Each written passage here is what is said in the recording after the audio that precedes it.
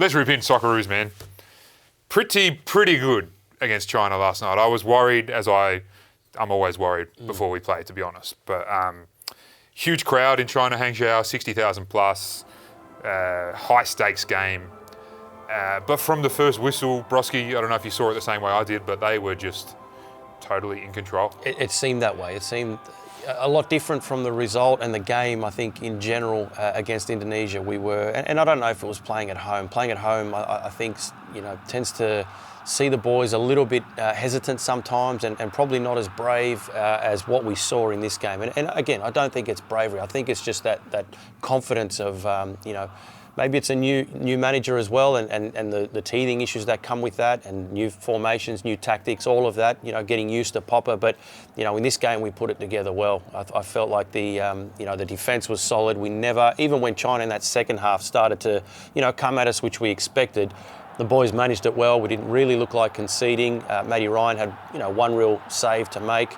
But in attack, I think that's where we looked a lot better. We only had a couple of shots, but I think it was the way that we went forward. An absolute gift too from the goalkeeper. Which always helps, but I think you get that luck sometimes. I don't know what the keeper saw coming at him. It was odd the way he reacted, but that right there is how you expect the keeper to handle a chance when it comes his way. Matty Ryan, exceptional in both games, there were a few changes from game 1 to game 2 as well. The boys that came in, Teague in particular, really were put a great foot forward in terms of there were question marks on his addition to the squad. Then the fact that he was starting, and he was brilliant. I think for me, man of the match, unfazed by the game. I think having someone like Irvine around him, he spoke post match about the quality of players, and that they were always talking to him, and I think that he just felt at home. Yeah. They were poor. There's no getting around that. China were pretty, terrible, to be honest, that first half.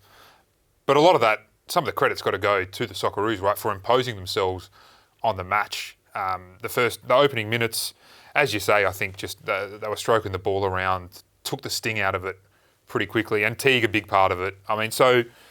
4 A-League players starting. Teague, Velupile, Bajic, Borello, all did well, 2 more off the bench. But Teague, obviously, big interest in him, debut, huge game against a team of his heritage, a team that came knocking for him not too long ago. What did you see in him that impressed you so much about his performance?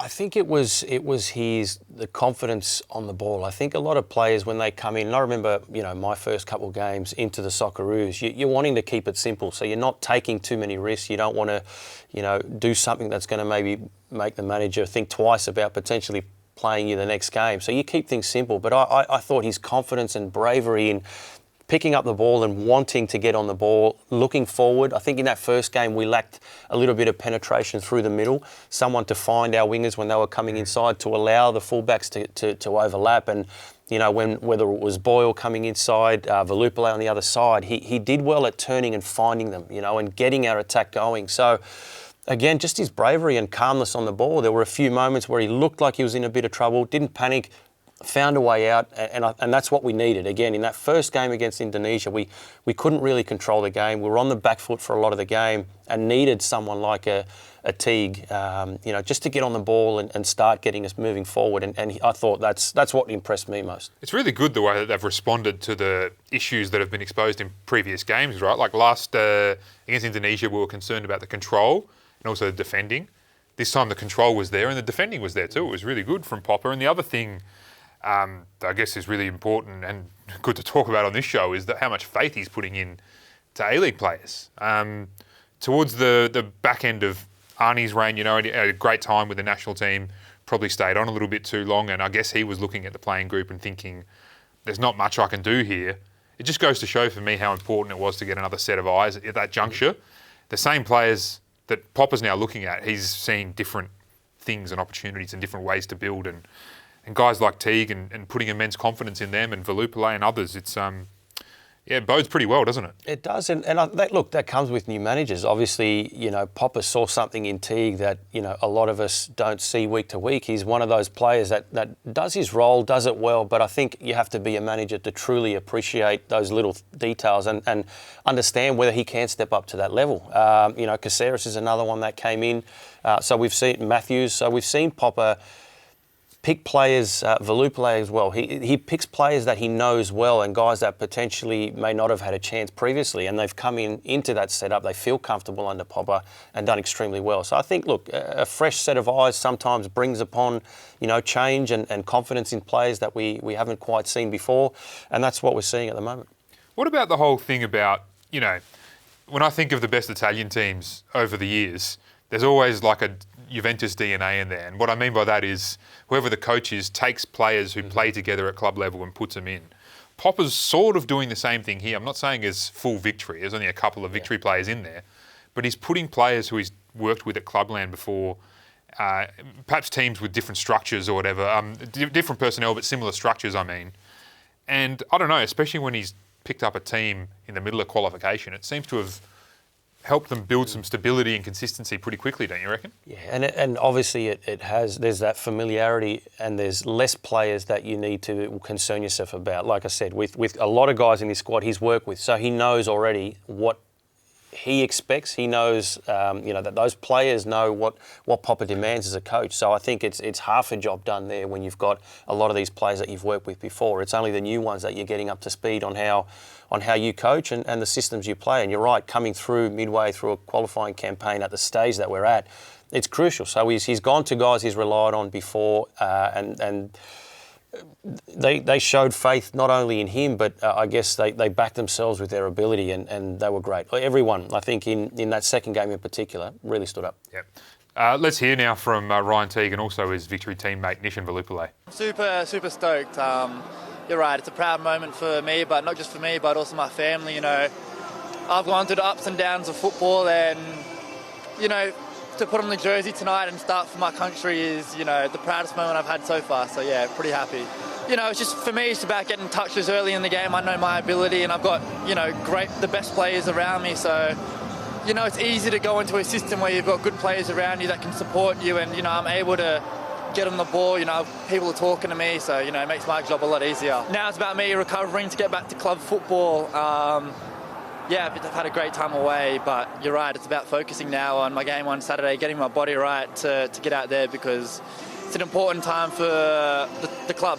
There's a little Melbourne victory flavour to the side at the moment of past and present players. Ryan Teague made his debut this evening. He's your current club mate as well. How do you feel for him, and a word on his performance?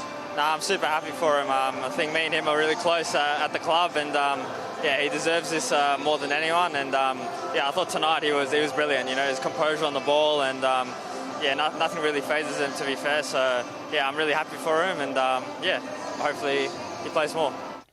Some good highlights there, Brosque. That one in particular where he finds his way through three closing Chinese defenders, outstanding. I guess the only thing that would annoy you about Ryan Teague at the moment is that he's wearing the wrong colour shirt. He's a Sydney boy. Came through the academy. I think they cashed in on him, sold him to Portugal. It must hurt a little bit for you to see him playing for victory like this. Look, knowing his quality and what he always showed, even coming through as a youngster, you could see he was going to be a special player. And yes, to see him doing it in Melbourne victory colours, it hurts. But look, great for the country. And again, having worked with Popovic, it's a good stepping stone for him. Hopefully this leads him on now to hopefully a career abroad. Yeah. So it's in our hands, Brosque, in terms of the group and what things look like. We're 3 points clear of Saudi Arabia with, a really good chunk of goal difference, which is important as well, especially when you're dealing with a 3-point gap. So the machinations are, if we beat Japan in our next game, we're through. And even if we don't lose to Saudi Arabia, we'll also get through. Now, everyone was worried about the June window. The two hardest games probably of the qualification phase for us.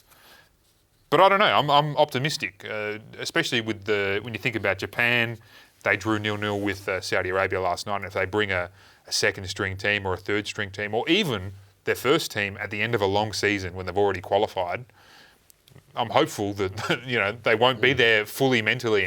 And history shows as well. We played them over there and did all right. We can take a lot from that game. We a team that went into that game against us flying, scoring goals for fun, and they didn't look like scoring all that much against us. It was an own goal in the end that they scored against us. I think we take a lot from that game in Japan, but I think just the fact that these two games we were nervous about, and no doubt they would have been as well. They were high pressure games because we needed 2 wins, and I think the way they went about it, in comfortably getting both, I'm optimistic as well. I think there's no reason why when Japan comes here, in Perth, what will be a fantastic atmosphere, crowd, that we can't get the job done and seal it and go to a World Cup on home soil. I don't think they'll be scared of Riyadh either. That's where the Saudi game will be played. Because if they can go to China in front of a crowd like that and stare down that beast, a lot of these guys have been and played in Saudi before as well.